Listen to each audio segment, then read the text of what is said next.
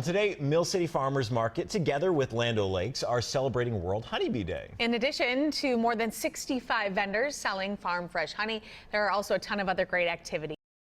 Rachel Slavik joins us live from the market in Minneapolis with more. Hi, Rachel.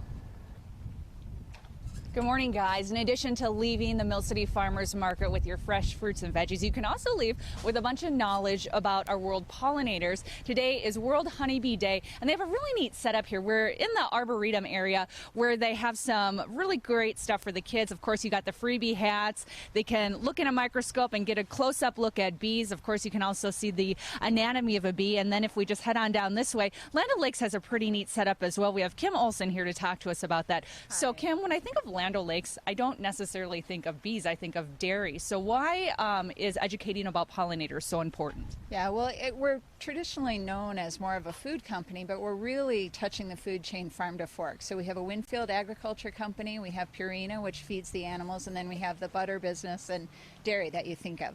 So pollinators are really at the very front of the food chain, and we care about the entire food chain. Okay, so if people stop by your booth today, what can they see? I see you got a bunch of seeds right there. What's that? Part of the program, we've handed out 35,000 seed packets to our farmer owners and our employees, and they plant gardens. But if you can't plant your own garden, you can color here. And if you color a sheet, you can download that at /pollination. If you post that on social media, we will then plant a pollinator-friendly flower for each one that's posted. Oh, that's great, because obviously we know the plight of the bees right now is something that we should all be concerned about. Absolutely. If you can feed the bees, then you can feed the plants and feed the animals and feed the people. Okay, great. Thank you so much, Kim. So if you want to head on down to the Mill City's Farmers Market and check out all this neat stuff with the or look in the microscope, it is here until 1 o'clock this afternoon. Matt, Natalie? All right, Rachel, thank you.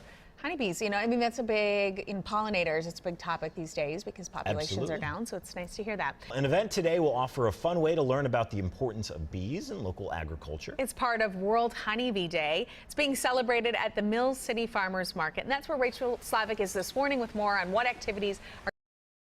Hi, Rachel. Good morning, Natalie and Matt. Yes, it is World Honeybee Day, and here at the Mill City's Farmers Market, they are celebrating the day with a bunch of educational booths, as well as, of course, the food that comes from bees. We have Martha Archer with the Mill City Farmers Market here to talk to us. Why was it so important to have specific activities to highlight this day? Our mission is to inspire and educate a healthy community, and so really as part of that, not only are we bringing together the best farmers and food producers in our community, but really helping to educate what it goes into making a very healthy food system in this city. And so we love to celebrate World Honeybee Day, other kinds of days that really celebrate the things that go into producing the food in this community. Right, because pollinators touch so much different food that's here at the Mill City Farmers Market. Of course, we're seeing some honey. We want to talk to Dan Van Winkle with Ames Farm. You have a real beehive right here. What do people need to know about this? What do you want people to know? Well, the honeybee is so important for all the a lot of the foods that we eat, as everybody has heard lately.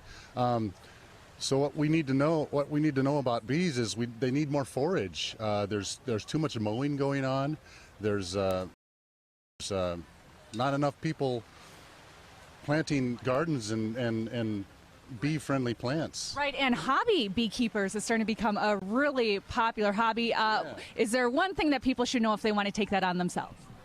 Well, with a little help, the Bee Squad is there. Ames Farm actually has service that we're starting too. So with a little bit of help, there can be a lot of backyard beekeepers, and that's what we really are looking for.